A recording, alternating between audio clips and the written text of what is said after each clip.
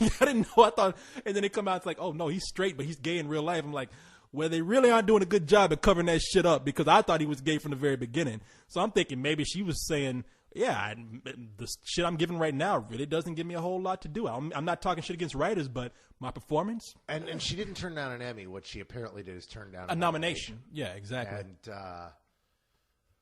it's, and she could, there's any number of reasons that could be. And it could be something that she might be very upset with. It could be a situation much like Jessica Biel. What happened with her? 7 years ago? Well, she became a star because of Seventh Heaven. Mm-hmm. And she really wanted out of that show, but she was locked into a contract because they signed her into a contract when she was a little girl. So she was a teenage girl when she signed it. And then, she starts growing up and she's like, you know what? My name is getting bigger now. I'm getting real roles. I want to be in real movies. I'm a real actress. I'm tired of this, this fucking hokey Christian shit. Give me a real movie, but the thing is they had her locked down to where she couldn't be. They could actually say that she couldn't be in certain films because that it hurt the image of the show. Well, what they didn't have locked down was what she could pose for. So she went and posed for it was either FHM or Maxim. I think it was Maxim, and I couldn't tell you. Hardcore sexy pictures with like nipple slips. I need to look this up. Shit, you mean how did I miss this? Oh, dude, they're I don't know. Where was I? Ago. You didn't know how to use the internet back then. I guess not. That's the only explanation I can give. When I met her just after all this had happened, and so she was very distrusting of the press because everyone was writing negative stuff on her because the producers came out to smack her around on it and gave her a hard time. Well, ultimately, she ended up getting out of the contract and went on to become Jessica Biel, big name star. Yeah, because she really is a talented actress and she's gorgeous. So she went on to one of the best asses in Hollywood. Like her ass has talent just on its own. Well, there are the pictures. You can find them here. I'm looking right now. Yes, but no. So it might be one of those things where she's locked in. She was a nobody when she signed into Grey's Anatomy. She's locked into a huge contract and trying to find a way out. And by turning down an Emmy and mentioning that she doesn't feel the material's good enough because maybe she doesn't, she feels this might trigger the kind of thing that will get her off the show. No, we don't know if that's for certain. No, that's one thing that we're saying. Yeah, exactly. Yeah, that this could be it could be one of those situations where there's a little struggle in the background trying to make the show better or trying to get out of the show, and this is just a public salvo. Yeah, you always have to consider that there's probably a business angle there too. I mean, really, who is that noble to like just say, "Well, I'm going to turn this down"? You know what? Ving Rhames. Remember when he did that? No, he did that with Jack Lemmon. Yeah, and when he decided to share the award with Jack Lemmon because he didn't feel his role was on par with what Jack Lemmon had done, and that was like the best performance of Ving Rhames' career, and he invites Jack Lemmon up to accept this award. It was very nice. And well, I was going to say Marlon Brando was crazy. I remember he didn't accept his Academy Award. He turned down his award and he said Sacagawea to go. Yeah, exactly. He actually had an Indian with a feather come up there and something. And the Indian girl was even looking like, "What the fuck am I doing up here?" My favorite rejection of all time was 1970 or 72. I think it was 70, but it was George C. Scott. And George C. Scott failed to show up to accept his award for Patton. He sent a guy with a sandwich board that said, "Fuck you." No, he didn't send anybody. I'm just joking. They asked him beforehand, "Are you going to the Academy Awards?" And he said, "No, I'm staying home to watch hockey." Shit, he didn't show up. He was at home watching a hockey game. Shit, we weren't born or we were just infants when all this shit was happening. So, it's like, how did you know this? You just looked it up, I guess? No, because this is the shit I live, dude. I love this stuff. Are you kidding me? I mean, you just made it sound like you, like I was there front and center at the Academy Awards. I looked at it. There's a really great series that came out in the 80s that had the highlights of, they had highlights of every 10 years of the Oscars. And there was one from, 1970 to 1980, which had, and the 1970 to 1980, that's where the Oscars were the most interesting because it was the Wild West. There was all sorts of crazy stuff going on. They were giving out awards to films that nobody thought would ever get them.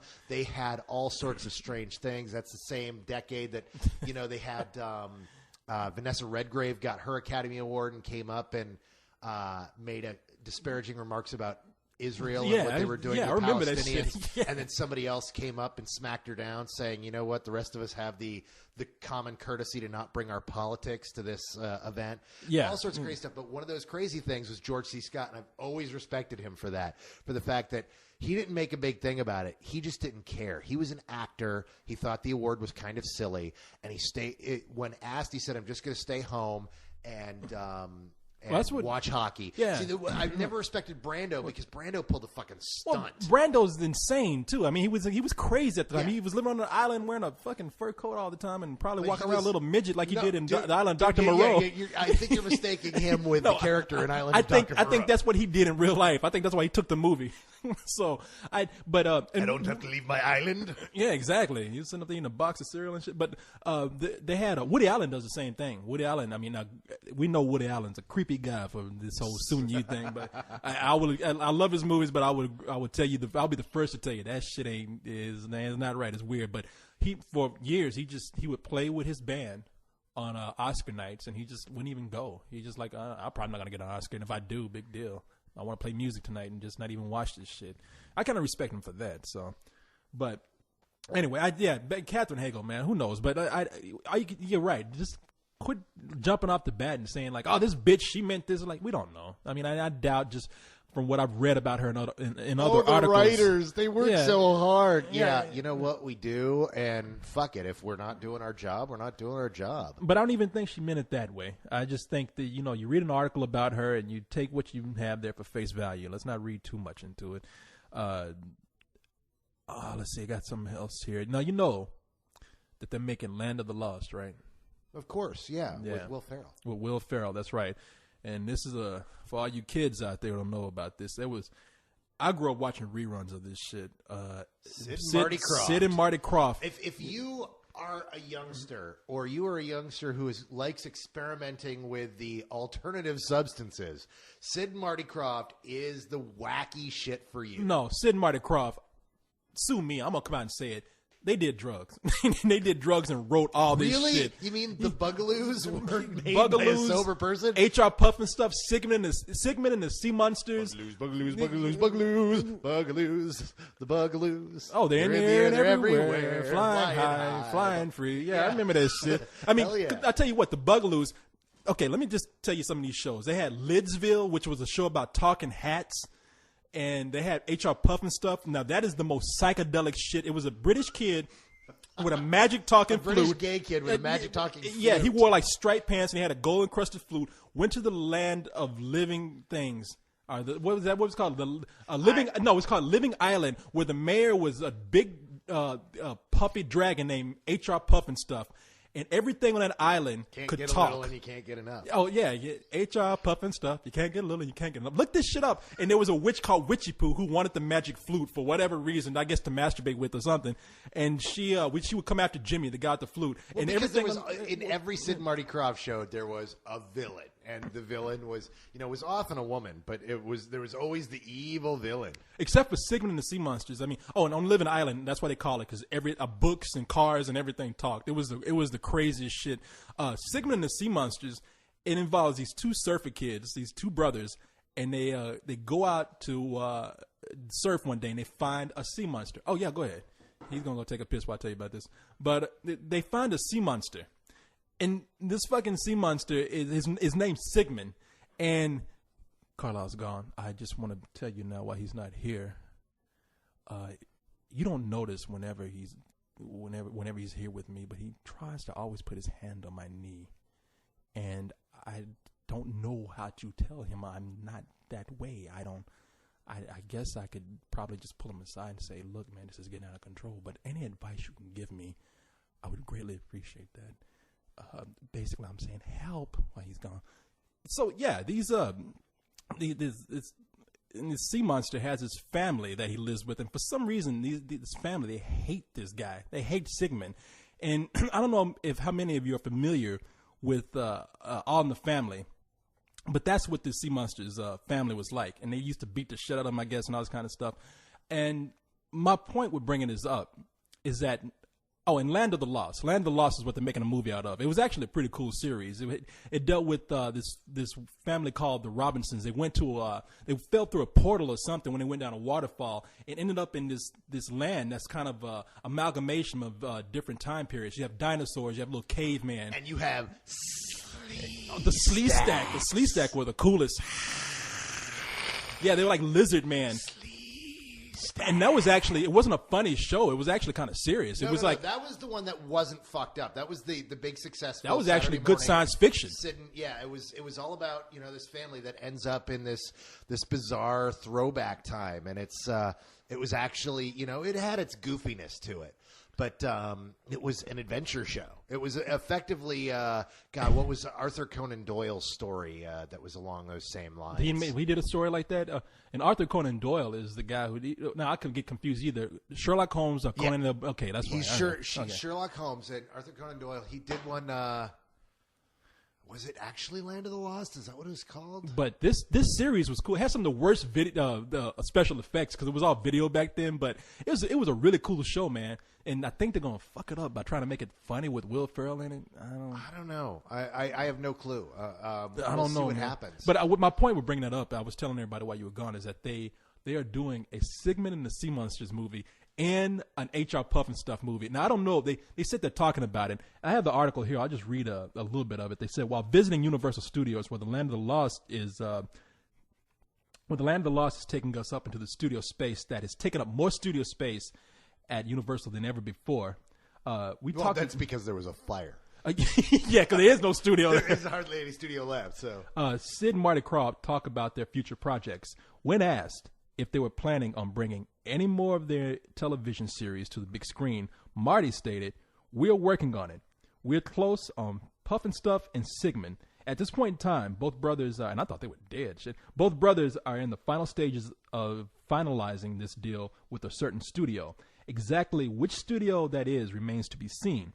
As they were, there's even a studio at all. Exactly. It's a magical studio from across the lake of living things. They're high right now. Yeah, man, we're doing this shit. We got people throwing us money. Dude, everybody, I keep talking to this guy down the street, and he really wants to make a Sigmund movie, dude. It's going to be awesome. It's a dude with purple skin, a green mustache, and he says he has all kind of wonderful gold coins. And it's like, yeah, okay. No, I don't know, man. They said that they're tight-lipped on the subject right now, but they're getting close to it. Well, we'll see. I mean, you know what? H.R. Puff and Stuff could make a really fucked up CG film. He could. All this shit can make a fucked up CG film. All of this, everything that they've done. I don't see why you'd want to make a Sigmund and the Sea Monsters.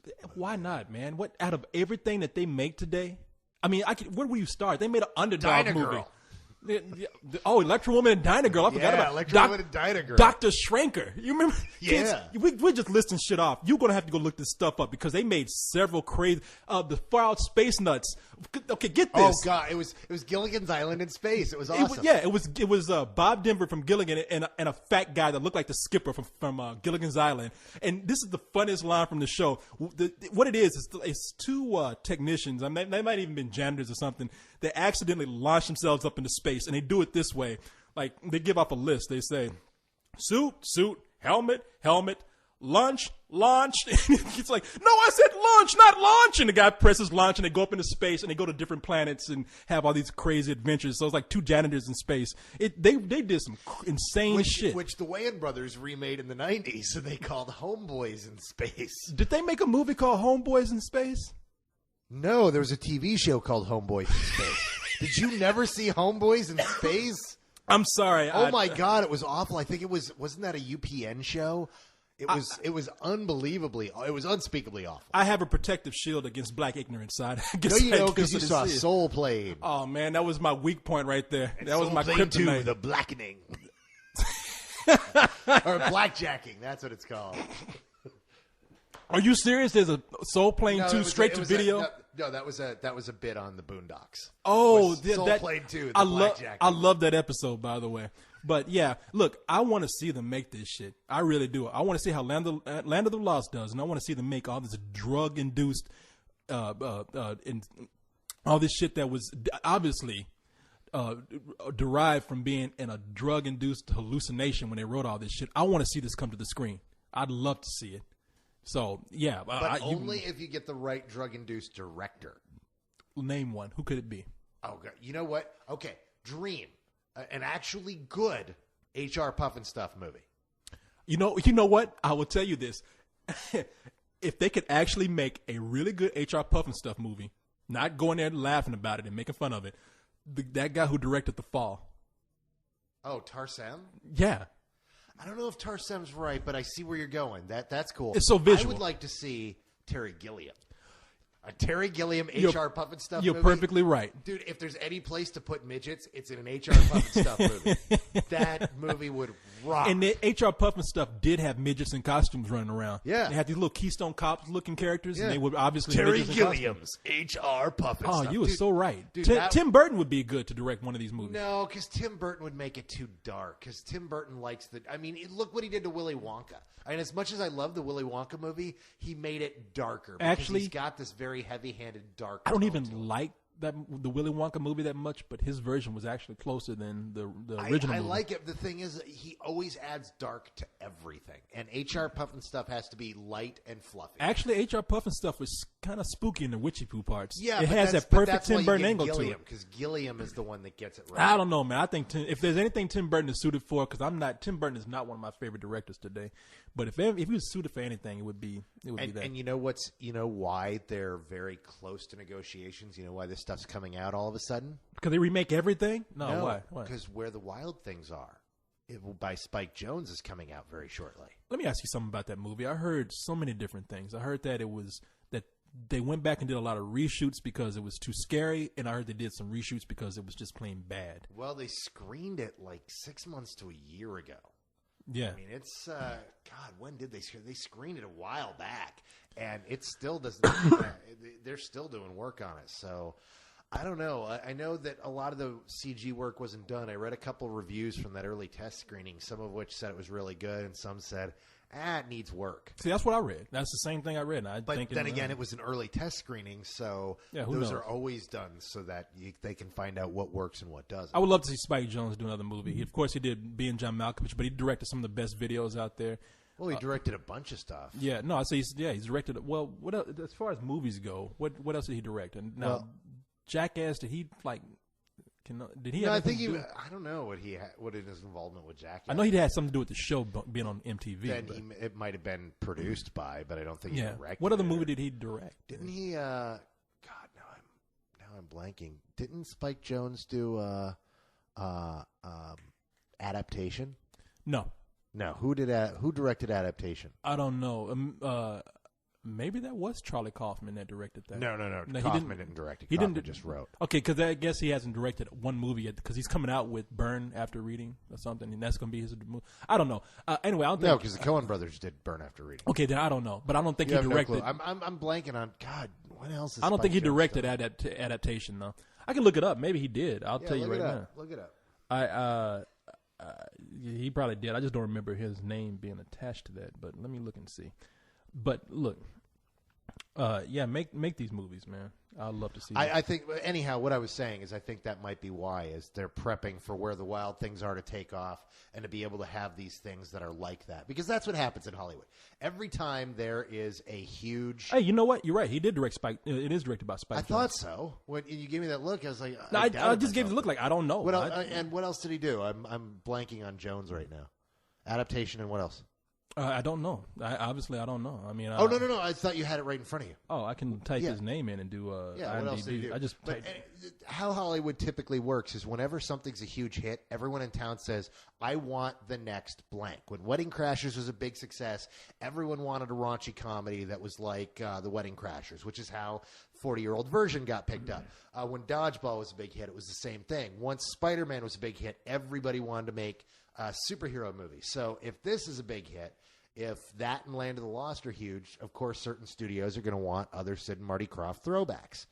Man, you got to see this shit. I looked up Spike Jonze looking for his movies, and they gave me all of his fucking videos and everything. Oh, his videos are awesome. He directed one of my favorite videos. He's done a lot, but one of my favorite ones is he did, and he does a lot of commercials too. But he did this totally weird video for Daft Punk. Oh yeah, which was a dog. It was a guy with a dog head, walking around the city, just talking to people, buying books, and he was just like a day in the life of this. But nobody said anything about this guy having a fucking dog head. Everybody just interacted with him like he even met with a girl, and he's like, we broke up a while back. How No. It's like I used to live next door to you. That was hey. And it was like he was going to go out on a date with her. Yeah, he's like, we should go get lunch sometime or dinner. He's like, yeah, and then she got away, went on a bus, and he didn't get a number. Yeah, no, my favorite Spike Jonze video is Sabotage. Oh, the Beastie Boys. Yeah, that was just a cool fucking video. If you've never seen this, if for some reason you've never seen the Beastie Boys Sabotage video, it's fantastic. It is just a cool throwback to the 70s. That's a very popular video. No, everybody's seen Sabotage. Well, you say everybody, but keep in mind that we have a lot of youngsters that listen and who think, who weren't even alive to hear Intergalactic on the radio. No, I mean, but Sabotage is early 90s, my friend. But Beastie Boys is so big. I mean, people.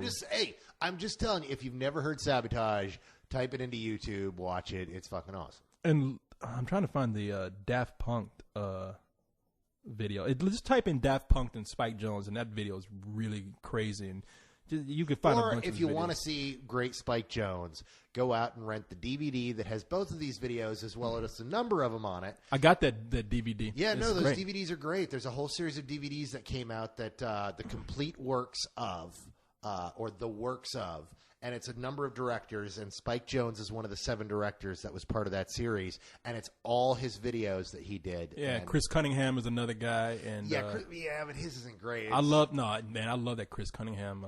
That's the one I barely watch. The Spike Jonze, the Mark Romanek, the who's the other one that had a really great? What's his name? Michel Gondry. And I have that one. I have all those. They're great. Yeah. They're really. If you want to be a filmmaker, look at those DVDs. They're wonderful. So anyway, let's move on to because we're closing up here. Yeah, let's wrap it up. I only have one email here. Good. And it's kind of a depressing one. I know you hate. You're gonna do this shit again, dude. You went through to find the most depressing. So my girlfriend committed suicide with my mother the other day, and I'm just wondering how should I deal with that now that she took my dog with her. This was not that bad. There's no suicide. Let's see. It says, "Hey, I have a question for your Coco section." This comes from one of our regulars here, Deadpool. So I feel like we owe it to him. Yeah, we owe it to Deadpool. I love the fact. Let's go on. You don't like Deadpool? I didn't say I don't like Deadpool. I love Deadpool. I love all you guys, though. Anyway, it says, my cousin and uncle died right before The Incredible Hulk came out, and I was in a sad place for a while, and I couldn't get my mind off of them. So my dad brought me to see The Incredible Hulk, and it was at the advanced screening, so it really helped me get through that phase. But, what did he say? But I'm just going to read it like he put it. But more, my dad would always watch the TV show with my cousin. And so I guess that's a kind of a nostalgic thing for him. So, and here's his question. So I was wondering if there was ever a movie that helped you or Carlisle get through a problem. I have one of the perfect things for this, but has there ever been a movie that helped you get through anything at all?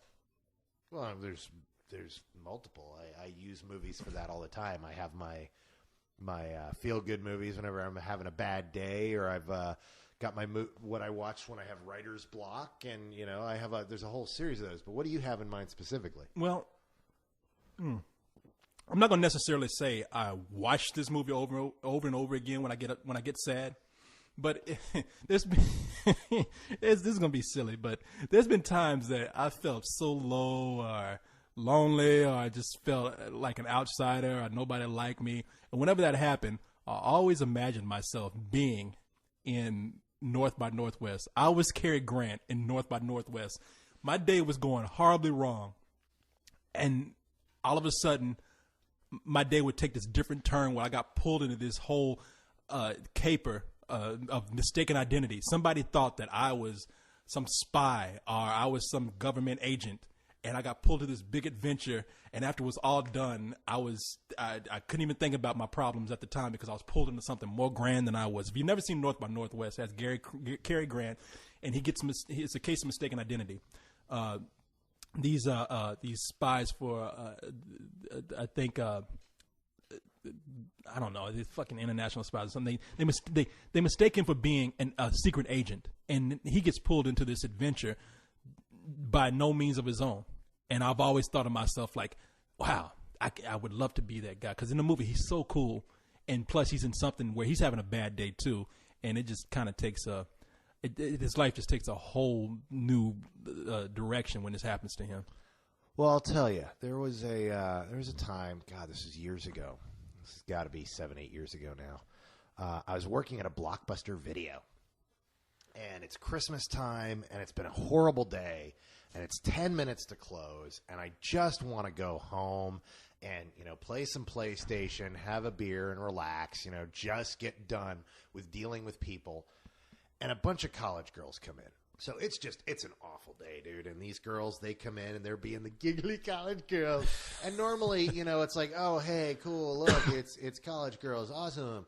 But this time it was like, oh, God damn it, I do not want to deal with your shit. You're going to be here forever.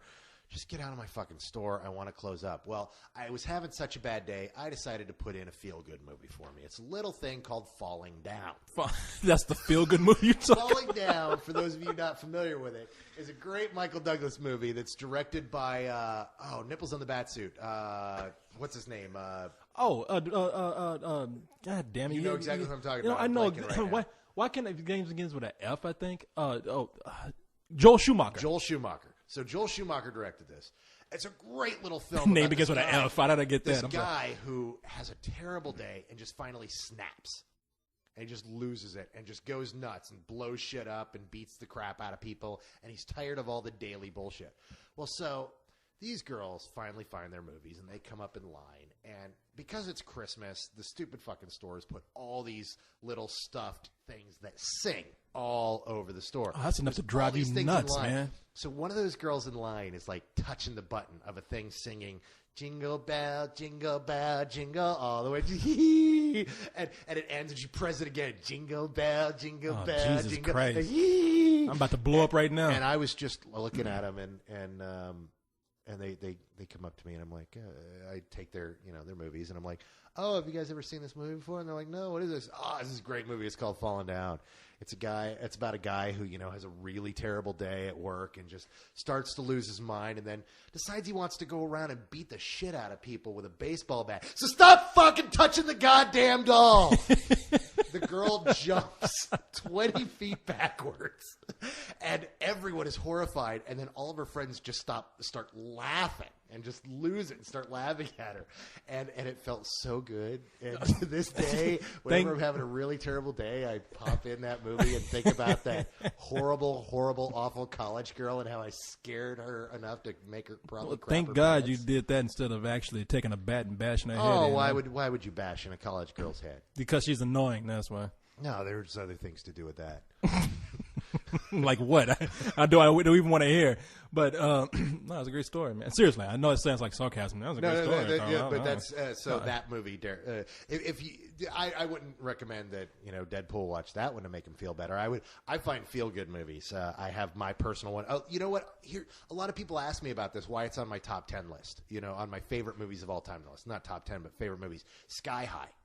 Oh yeah, people are like, why is every once a month somebody comes into my comment, why is Sky High on your comment on your favorites list? It's not a bad movie, man. Dude, I love that movie though. It combines John Hughes movie with a superhero movie. It's the closest thing we'll ever get to a New Mutants movie. Yeah. I just love, and every time I watch that film, I feel like a little kid and just love it. It's that Disney label on there that throws everybody off. Yeah, and I just adore that film. And every time I'm having a really bad day and I feel like I'm in the dumps and I need to get up, I pop that movie in and it makes me feel really good. And that's why it's one of my favorites, because it is that break in case of emergency movie that's like, you know what? Today sucks. I'm going to watch Sky High. Yeah. No, I did. I know what you mean by that, because I did a few months as a security guard when I was trying to get a whole bunch of shit done. And dude, we've all done a number of oh man, you jobs. you don't know. I mean, one of the reasons why I took it is so I could get work done and get paid for just sitting in the middle of nowhere. Oh yeah, no. Everyone I know that's ever done that has usually been an artist type or a creative type. Or a student. Because they can study, they can read books, they can play video games or whatever. Because you're just sitting there, and every once in a while you get up, you walk around, wave Exactly. a flashlight, and go, "All right, I'm back to my drawing again." They had me watching a cell phone tower, like a big pole that was just being constructed, a stick pretty much. and I had this one little space that I would just stay in all night. And if you're in college, this is one of the best jobs you can have. I mean, granted, if you don't want a social life. And one of the things that would get me through the night when I was just tired of working, because I mean it's 8 hours, I would just get tired of working at some point, and I would sit down and watch a movie. For all those months, man, it probably were. I did that job for probably about like 4 months, maybe, possibly 5. But there were a good 2.5 months where every night I watched Jackie Brown for some reason, and I don't know why. So, and that was just one of the movies I still watch to this day, and I can get over that. Yeah, that reminds me of a story. I had a buddy, one of the dumbest guys I've ever known in my life. We always had that one guy. No, like this is in the history of dumb motherfuckers. This guy was one of the dumbest. He was a security guard one time down at a museum in San Antonio, and he was guarding for a week, 8 days. His job was to stand there for 12 hours a night and guard the Thinker. The what? The Thinker. The classic 15-foot marble statue of the guy. Statue of the Thinker? The statue of the Thinker. This guy's job was to watch one of the most well-recognized, well-regarded works of art in history. It was the actual statue? The actual statue. It came through. It tours around the world. It came through San Antonio. And, of course, they have security guards, and they hire the brightest and the best, clearly, to stand there and watch the statue all night. And he watched the Thinker for a week. And when he was done, I was like, dude, what was that like, being in the presence of, something that's so widely regarded, being right there with this thing that we've all seen, we all know, even though some of us have never seen it in person. And he said, boring. What did you think about while you were there? What did you come to while you were sitting there with the Thinker? I don't know, dude. Mostly we just played cards. I mean, really? You're in the presence of one of the greatest pieces of art in history, and your answer is, really, man, we just played cards. Okay, I got to ask you this, though. What are you supposed to do? After one night where you, stand there like, shit, it's the Thinker. The next night you're going to be like, fuck it, it ain't doing nothing. Let's play cards. Even there, there's realization in there. We're like, you know what? For the first night, it was pretty fucking awesome, but by the second night, I was just kind of like, okay, this is the same piece of rock I was looking at yesterday. I mean, maybe that's what he meant. And there's even realization to be had there that, for, what is considered grandiose art, eventually just becomes another cool-looking rock. Yeah, I mean, he probably got so tired looking at that fucking man all night. I mean, but his answer was, I don't know, man. We just mostly played cards. It was just, well, come on, I got to be on his side. It's a piece of rock after a while, like you said. Leave it to you to decide with one of the dumbest motherfuckers. Exactly. I mean, hey, I've been on one of those jobs. The only thing that got me by, like I said, but you were watching a cell phone tower. Yeah, but here's the deal, though. I mean, seriously, kids, when you're going to college, get this kind of job and make sure they put you out in the middle of fucking nowhere by yourself, because every night I packed up, not a lunch, I packed up an office. I packed up a card table, my GameCube. I packed up my computer, a television. I pretty much took my living room to this place. He really took this guarding job seriously. It's a fucking pole. You goddamn right. I mean, there was one night that I actually got some real excitement. There were kids skateboarding out in this little drainage bin, and I didn't even do shit. I was just in the shadows, and because I was just looking at them to make sure they didn't do anything. I was hiding behind the shadows, and one of the kids turned around, and he just stood there and froze. And his friend came up and like, dude, what's wrong, man? And he's like, there. And he looked up and saw a black man in the dark watching secretly. I was the blackest of men because I was in shadow, and when the dude turned around, it was like one ran, and they all fucking ran together. Nobody even asked questions. It's like, ah! So I was like, that was exciting. I'm never going to get this. The job is not going to get any more exciting out of that. And then you zipped up and put it away. What's wrong with you? Hey, boys, wait. Come back here. I'm like I want you to touch Mr. Willie. I'm like the dude on Family Guy. Wait a minute, guys. You like popsicles?